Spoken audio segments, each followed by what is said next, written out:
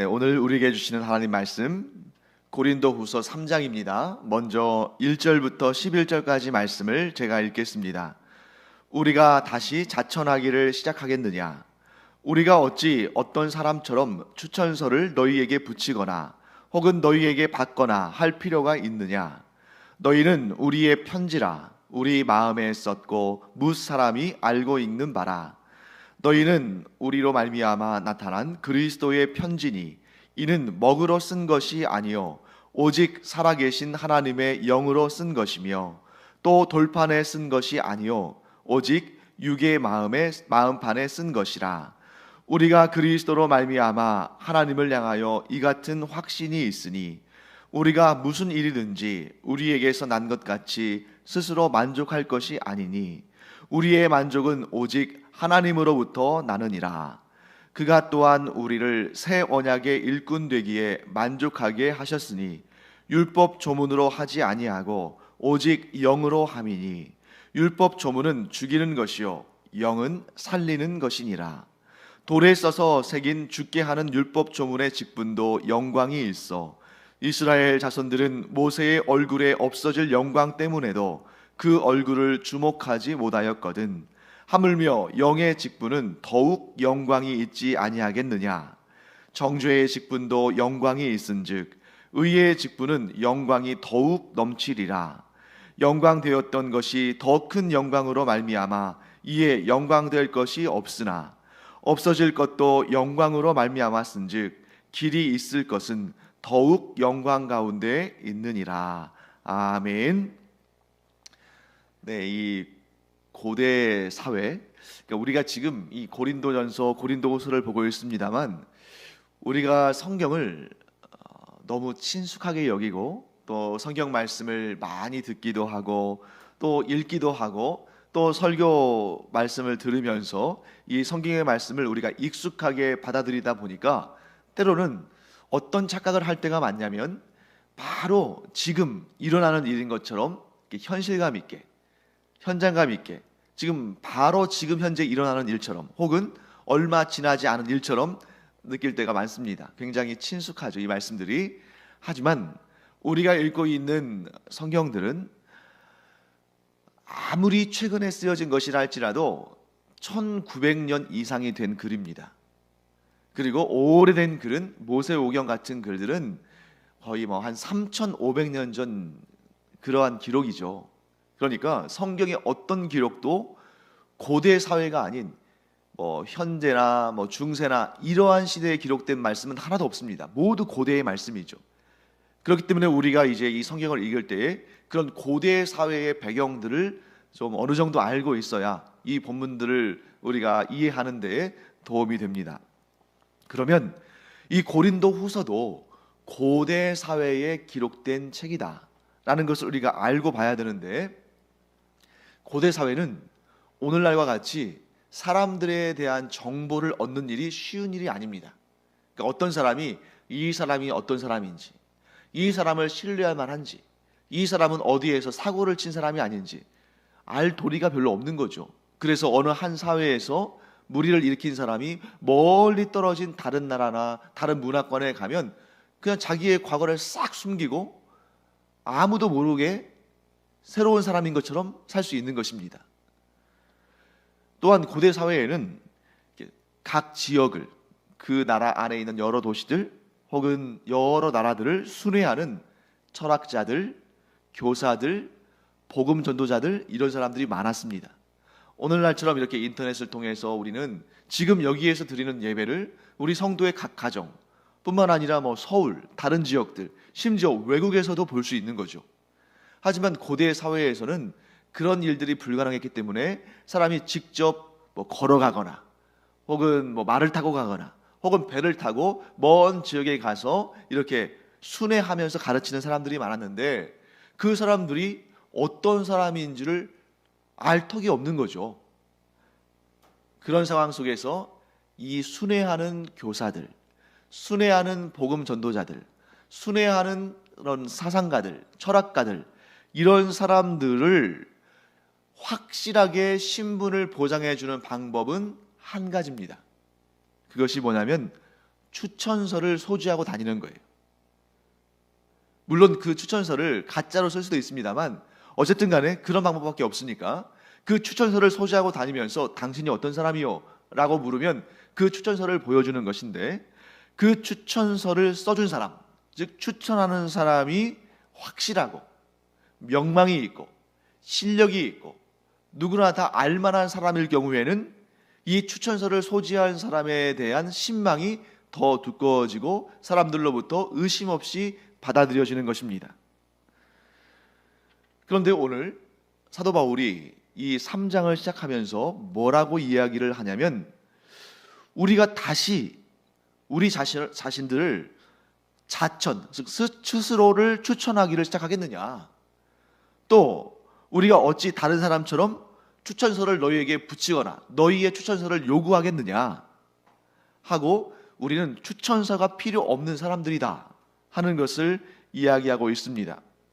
그리고 뭐라고 말하냐면, 우리가 자천할 필요도 없고 우리가 추천서를 소지할 필요도 없고 우리가 추천서를 보낼 필요도 없는 이유는 우리가 즉 고린도 교회의 성도들과 사도 바울과 그의 동역자들이 서로의 편지, 즉 서로를 추천할 수 있는, 서로에게 이미 추천사가 되어준 사람들이기 때문이다라고 말합니다. 자, 한번 잘 생각해 보십시오. 만일 사도 바울이 전하는 그 복음이 그 어떠한 불순한 내용이나 불순한 의도가 없이 순수하고 정확한 복음이라면, 사도 바울로부터 복음을 전해 들은 고린도 교회의 성도들의 신앙이 온전하고 순수한 신앙이라는 것은 의심할 바가 없는 거죠. 반대로 역으로 고린도 교회의 성도들이 가지고 있는 그 신앙이 복음의 순수한 것으로 이루어져 있다면, 그들에게 복음을 전한 사도 바울이 복음에 있어서 그 어떠한 불순한 것도 섞지 않는, 불순한 의도를 가지고 있지 않은 온전한 사도임을 증명하는 것입니다. 이 결과로, 열매로 나타나는 것이죠. 그러니까 사람들이 다 알고 있는 거예요. 야, 고린도 교회 성도들을 보니까 그들에게 전달한 이 복음이, 사도 바울이 전한 복음이 온전한 복음이구나. 사도 바울의 복음, 사도 바울이 전하는 복음을 들여다보니까 고린도 교회의 성도들이 가지고 있는 복음이 순수한 복음이겠구나 하는 것을 안다는 거죠. 그런데 왜 갑자기 사도 바울이 추천서 이야기를 꺼내고 있는가? 자, 아무 이유와 근거 없이 느닷없이 갑자기 추천서 얘기를 하는 것이 아닙니다. 특히 이런 서신서에서는 말 한마디, 단어 하나도 그냥 쓰는 법이 없는 거죠. 그러면 왜 바울이 여기 와서 갑자기 추천서의 이야기를 하고 있는가? 네, 어떤 사람들이 사도 바울이 추천서를 가지고 있느냐, 사도 바울이 이 고린도에 올 때에 무슨 추천서를 가지고 와서 너희들에게 보여준 적이 있느냐 하고 따져 묻고 문제를 삼았을 가능성이 큽니다. 그건 누가 그런 문제를 제기했을까? 저는 둘 중에 하나라고 보는데, 첫째는 우리가 어제까지 계속 얘기했던 부분이 있죠. 자기 아버지의 첩과 간음을 해서 교회에 아주 심각한 문제를 일으킨, 그래서 사도 바울이 징계를 하라고 명했던, 그러나 고린도 교회의 성도들이 그 징계를 차일피일 미루다가 결국에는 사도 바울이 떠난 다음에 그가 보낸 그 눈물의 편지를 보고 나서 징계를 했던, 그러나 사도 바울이 그 징계가 너무 심하면 그 사람이 낙심하니까 회개한 것이 드러난 이상 그를 용서하고 그에게 사랑을 베풀라 했던 그 사람과 동조했던 사람들이 사도 바울의 사도의 자격에 대해서, 그의 추천서의 문제에 대해서 이의를 제기할 수 있었겠죠. 과거의 일입니다. 그런데 제가 볼 때는 그보다는 오히려 현재의 일일 가능성이 크다는 거죠. 그래서 고린도 후서를 우리가 잘 읽어보면 고린도 후서의 후반부에는 거짓 교사들, 거짓 사도들에 대한 사도 바울의 경계의 메시지, 경고의 메시지가 담겨 있는데, 아마도 제 생각에는 이 고린도 교회를 방문한 그 이단들, 제가 어제 말씀드린 것 같은 그 율법주의 이단들이 그 고린도 교회에 와서 그들과 대화하면서 그들이 이렇게 얘기했겠죠. 우리 교회는 사도 바울이 전한 예수 그리스도의 복음 위에 서 있는 교회입니다 라고 말했을 때 그들이 사도 바울을 폄훼하고 그를 공격하기 위해서 이렇게 말했을 가능성이 있습니다.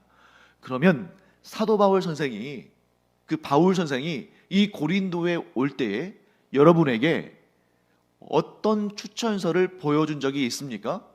혹시 베드로나 야고보와 같은, 요한과 같은 이미 예수 그리스도의 제자였고 이미 교회 공동체를 통해서 사도의 신분의 확증을 받은 그들이 혹시 이 바울 선생을 위해서 추천서를 써준 것을 본 적이 있습니까?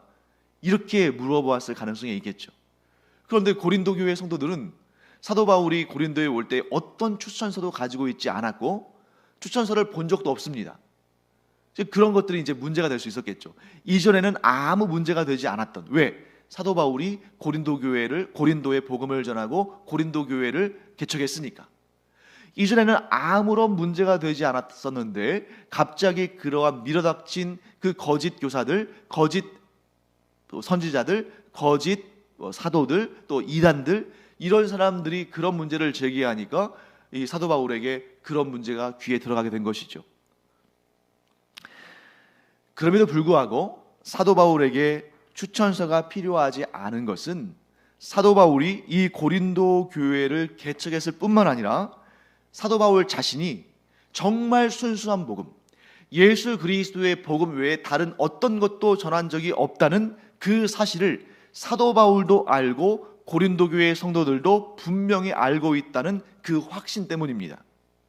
만일 그제서야 사도 바울이 이런 얘기를 듣고, 이런 거짓 사도들이, 거짓 교사들이 이런 얘기를 했다 하는 얘기를 듣고 그제서야 부랴부랴 예루살렘 교회에 있는 베드로 사도나 야고보 사도나 또한 요한 사도나 이런 사도로 인정받은 사람들에게 추천서를 부탁한다면 그것도 이상한 일 아니겠습니까?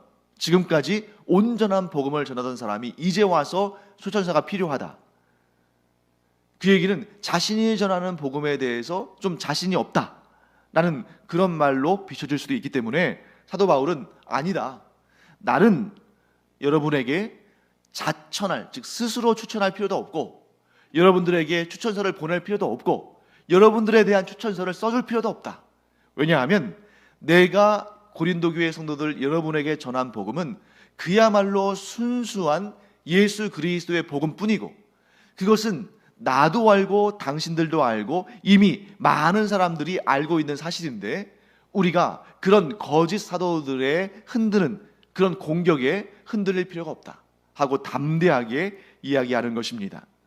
사랑하는 성도 여러분, 우리가 가지고 있는 복음, 우리가 지금 소유하고 있는 이 믿음은 바로 예수 그리스도의 그 복음으로부터 단 하나도 그 어떤 것으로도 오염되지 않고 변질되지 않은 이 2000년 전에 선포되었던 그 순수한 복음 그대로인 줄 믿습니다.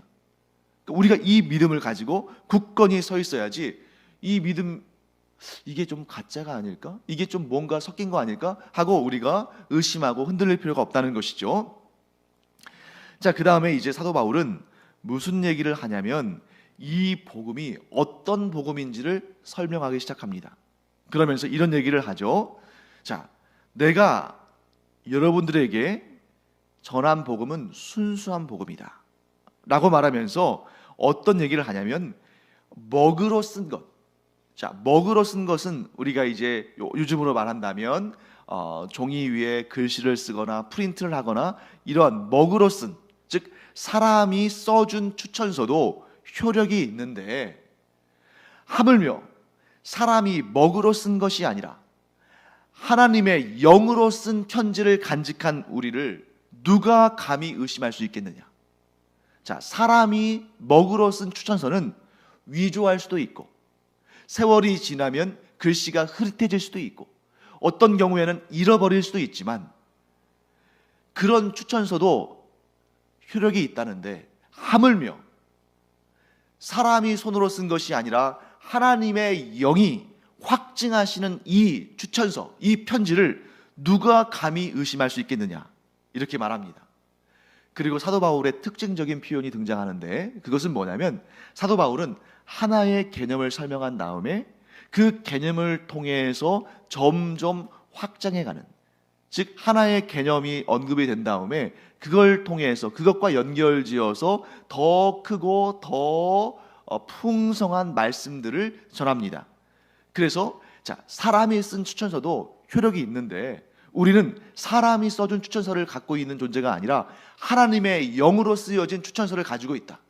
그러니까 우리의 이 본질을, 우리의 이 순수함을 누구도 의심할 수 없다 라고 말하면서 더 확장해서 무슨 얘기를 하냐면 율법과 복음에 관한 이야기를 합니다. 추천서의 문제에서부터 시작해서 점점 어떻게 해요? 율법과 복음의 문제로 확장해서 나가는 것이죠. 사람이 먹으러 쓴 추천서도 효력이 있는데, 우리가 가지고 있는 하나님의 영으로 쓴 이 추천서는, 그러니까 눈에 보이지 않지만 이 하나님의 영으로 쓴 추천서는 무엇과도 비교할 수 없는 확실한 것이다. 이 얘기를 한 다음에 율법과 복음으로 확장돼 나가는데, 율법은 뭐예요? 돌판에 쓴 것. 돌판에 쓴 것이다 라고 말하는 것은 모든 율법이 다 돌판에 새겨진 것은 아닙니다. 이 돌판에 새겨졌다는 것은 십계명의 그 언약의 두 돌판을 상징하는 것이고, 그러나 이 십계명, 곧 언약의 두 돌판만을 말하는 것이 아니라 그것이 확장되어져서 모든 율법을 말하는 거죠.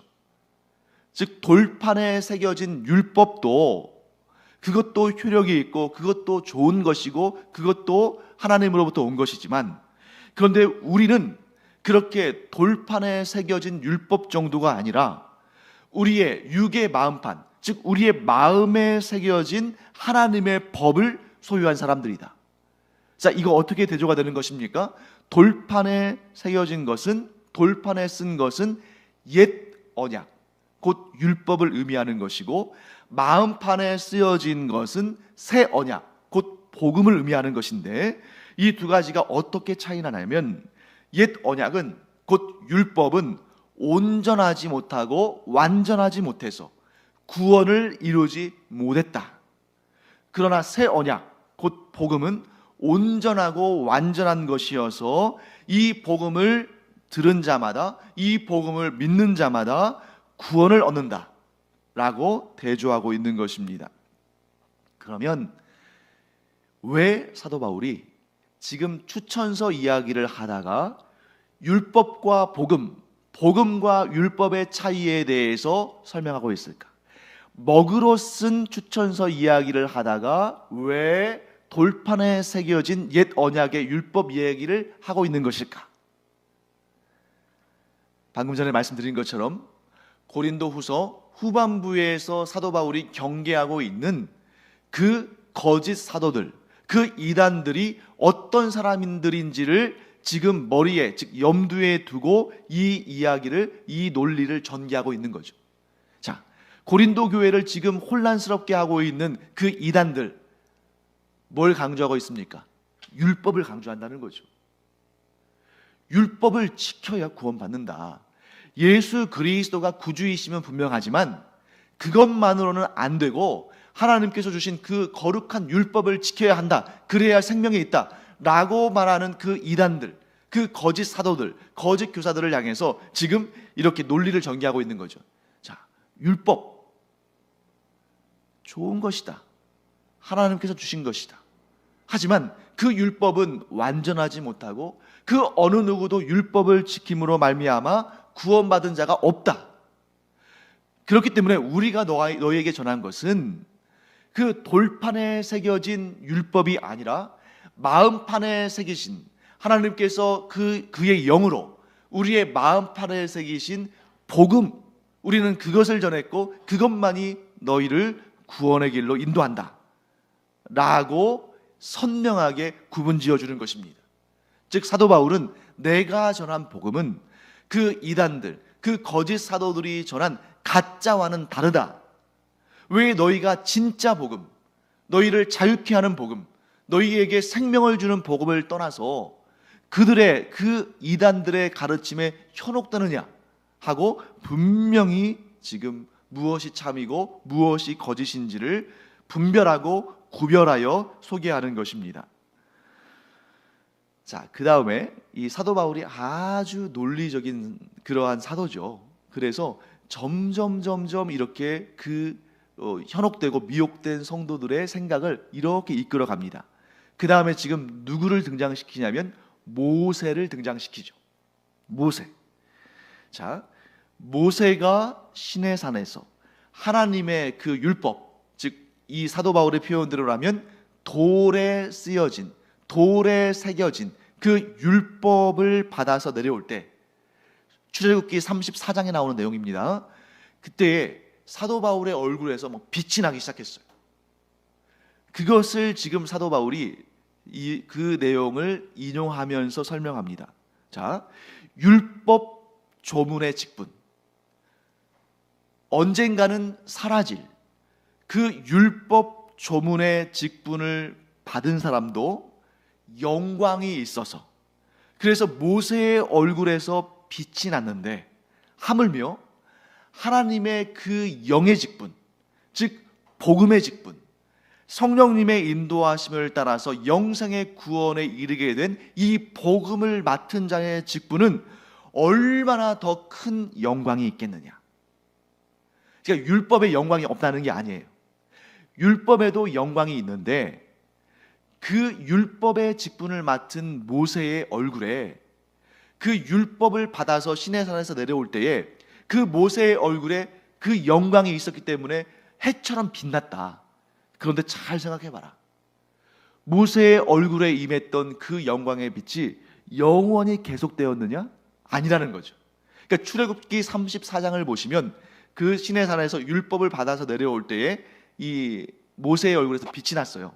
그래서 사람들이 너무 무서워하니까, 사람 얼굴에서 갑자기 해처럼 빛이 나니까 얼마나 무섭겠어요. 그러니까 사람들이 무서워하니까 모세가 하나님 앞에 설 때에는 수건을 벗고 하나님과 대면하여서 만나다가 사람들 앞에 서서 하나님 말씀을 전할 때는 얼굴을 수건으로 가렸습니다. 왜? 자기의 얼굴에서 빛이 나는 것을 보고 사람들이 두려워하니까. 그런데 어느 시점에선가부터는 그 빛이 사라졌다는 거죠. 이처럼 율법과 모세의 얼굴의 빛과는 서로 연결을 되는 것인데, 관련이 있는 것인데, 모세의 얼굴의 빛이, 그 광채가 어느 순간에 사라진 것처럼 율법도 그 소임을 다하면 사라진다는 거죠.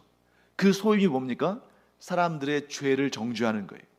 율법이 없으면 죄에 대한 형벌도 없는 것입니다. 율법이 없으면 죄가 죄인 줄도 알지 못하고 그 죄의 형벌도 없는 거죠. 그러나 율법이 있기 때문에 무엇이 하나님 앞에서 죄인지를 알게 되고 그 죄에 대한 정죄와 형벌이 주어지는 것입니다. 그러나 그것은 언젠간 사라지죠. 언제? 주님 재림하시는 날에 모든 율법의 요구는 사라집니다. 그리고 이미 우리 예수 그리스도를 구주로 영접한 자들은 모든 율법의 요구가 예수 그리스도의 대속의 죽으심, 그 십자가의 죽으심으로 다 이루어졌기 때문에 우리는 율법으로부터 자유합니다. 그런데 하나님의 영으로 말미암아 우리에게 전달되어진 이 복음, 이 새 언약의 복음은 그 영광이 율법의 영광과는 비교할 수 없다. 율법의 영광이, 그 빛이 언젠가는 사라지지만, 그러나 예수 그리스도의 복음의 빛은, 그 하나님의 영으로 말미암아 우리에게 임한 그 복음의 빛은 영원토록 빛난다 하는 것을 말씀하고 있는 것이죠. 자, 그 다음에 또 계속해서 전개해 나갑니다. 우리 12절부터 18절까지 말씀을 함께 보겠습니다. 제가 읽도록 하겠습니다. 우리가 이 같은 소망이 있으므로 담대히 말하노니 우리는 모세가 이스라엘 자손에게 장차 없어질 것의 결국을 주목하지 못하게 하려고 수건을 그 얼굴에 쓴 것 같이 아니하노라. 그러나 그들의 마음이 완고하여 오늘까지도 구약을 읽을 때에 그 수건이 벗겨지지 아니하고 있으니 그 수건은 그리스도 안에서 없어질 것이라. 오늘까지 모세의 글을 읽을 때에 수건이 그 마음을 덮었도다. 그러나 언제든지 주께로 돌아가면 그 수건이 벗겨지리라. 주는 영이시니 주의 영이 계신 곳에는 자유가 있느니라. 우리가 다 수건을 벗은 얼굴로 거울을 보는 것 같이 주의 영광을 보매 그와 같은 형상으로 변화하여 영광에서 영광에 이르니 곧 주의 영으로 말미암음이니라. 아멘. 고린도후서에서 굉장히 어려운 부분들이 많이 나오죠. 그래서 어제도 제가 그냥 읽기에는 너무 어려워서 이렇게 좀 풀어서 해석을 해드렸습니다만, 이 12절에서 18절 사이에서도 어려운 말씀이 등장합니다. 참 이해가 좀 어려운 거죠. 자, 이 말씀입니다. 13절 말씀. 우리는 모세가 이스라엘 자손들에게 장차 없어질 것에 우리는 모세가 이스라엘 자손들에게 장차 없어질 것의 결국을 주목하지 못하게 하려고 수건을 그 얼굴에 쓴 것 같이 아니하노라, 이렇게 되어 있는데요. 자, 지금 이 내용이, 모세가 수건을 쓴 내용은 출애굽기 34장의 내용이라고 말씀드렸죠.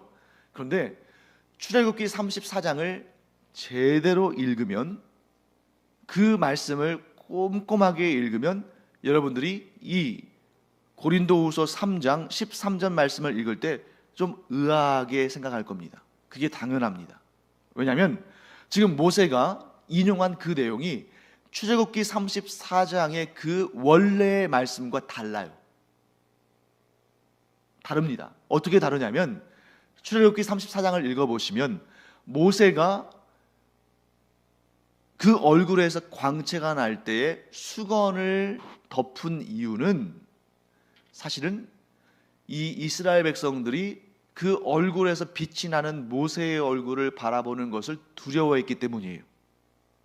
그런데 지금 고린도후서 3장 13절에서 사도 바울은 어떻게 이야기하고 있냐면, 모세가 수건을 쓴 이유는 이스라엘 자손들이 자기의 얼굴을 바라보는데 모세가 아는 거예요.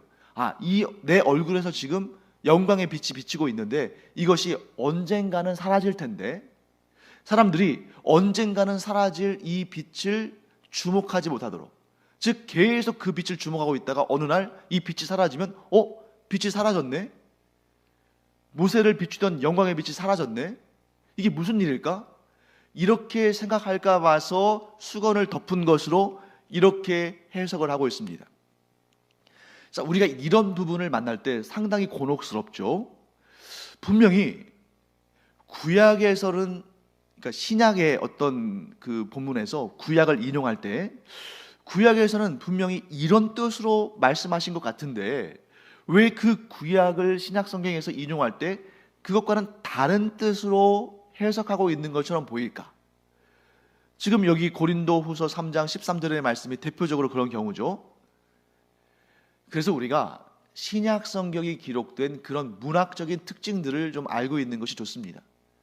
자, 여기에서 사도 바울은 역사적인 사실을 그대로 진술하는, 그대로 인용하는 방법을 사용한 것이 아닙니다. 특별히 이 부분에서 사도 바울은 어떤 문학적인 기법을 사용했냐면 풍유법. 이 풍유법이라는 것은 비유법 가운데 하나입니다. 여러분, 비유는 뭐예요? 자, 예를 들면 이런 거죠. 솜처럼 하얀 눈, 이렇게 했다고 했을 때 그 눈이 솜은 아니죠. 그러나 그 솜의 하얀 특성을 비유적으로 설명하고 그 눈의 하얀 특성을 비유적으로 연결시킨 겁니다. 같지 않은 거죠.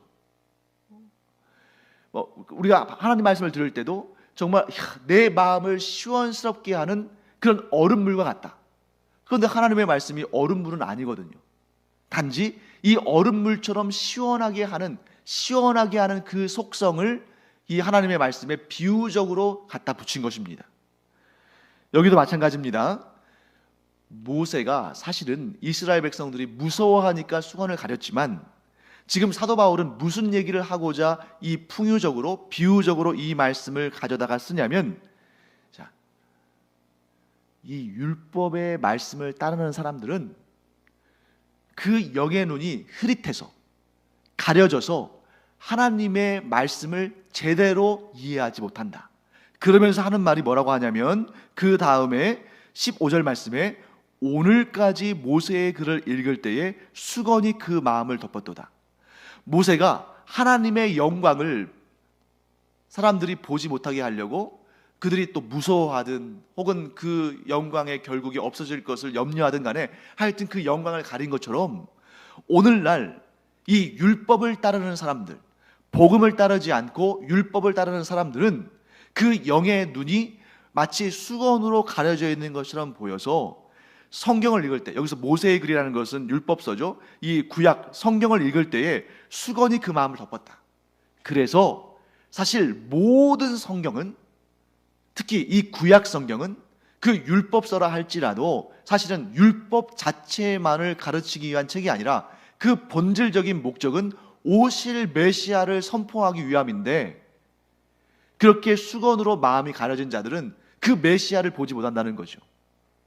그런데 우리 곧 그리스도 안에서, 즉 주께로 돌아가서 수건이 벗겨진 자들은 그 구약 모세의 율법과 구약의 선지서들을 볼 때에 그 눈이 열려져서 그 말씀 가운데에 우리를 구원하기 위해 이 땅에 오시고 우리를 십자가상에서 대속의 죽음으로 우리를 구원하신 예수 그리스도의 복음이 보인다는 것입니다. 그래서 18절 말씀 보시면, 17절 말씀 보시면 주는 영이시니 주의 영이 계신 곳에는 자유가 있느니라. 자, 생명에 이르는 자유를 우리는 얻었다는 거예요. 주의 영으로 말미암아 우리는 마음을 덮고 있던 수건이 벗겨짐으로 말미암아 복음을 제대로 보게 되고, 복음을 제대로 보게 되니 우리가 모든 것으로부터 자유함, 즉 죄와 사망의 원수로부터, 율법에 얽매이는 것으로부터, 또 하나님의 말씀을 잘 알지 못하는 것으로부터 자유하여서 우리가 온전한 복음을 깨닫게 됐다.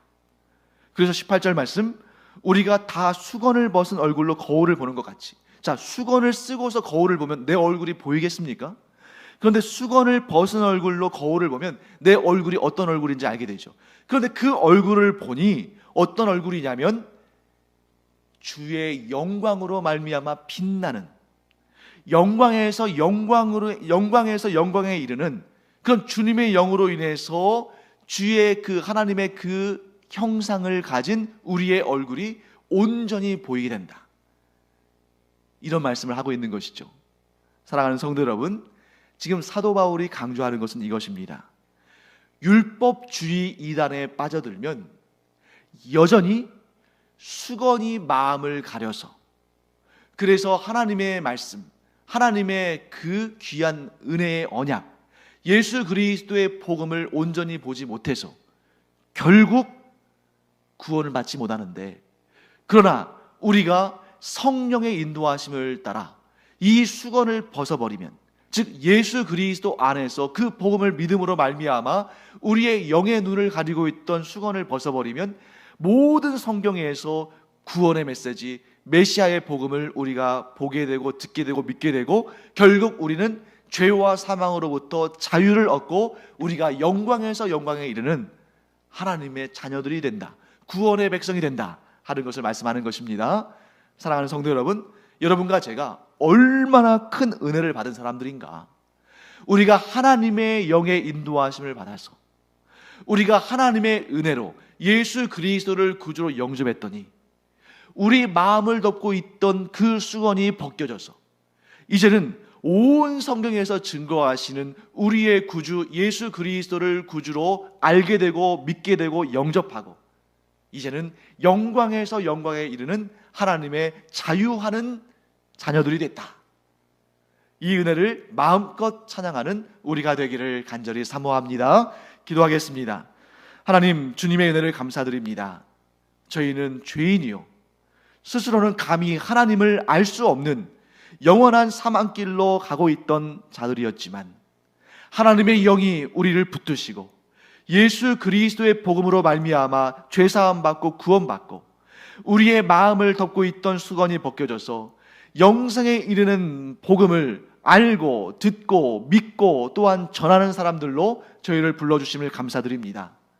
세상 사람들이 볼 때 우리 얼굴빛은 그냥 사람의 얼굴빛이겠지만, 그러나 우리의 영이 밝아져서 우리를 보니 영광에서 영광에 이르는 빛이 나는 그런 하나님의 자녀들이 되었으니 참으로 감사를 드립니다. 하나님, 저희를 통해서 또 수많은 사람들이 예수 그리스도를 구주로 영접하고 영광에서 영광에 이르는 그런 아름답고 복된 하나님의 자녀들이 되게 하여 주시기를 간절히 원합니다. 오늘도 하나님의 나라가 확장되는 은혜를 허락하여 주시옵소서. 감사드리며 예수님의 이름으로 축복하며 기도합니다. 아멘.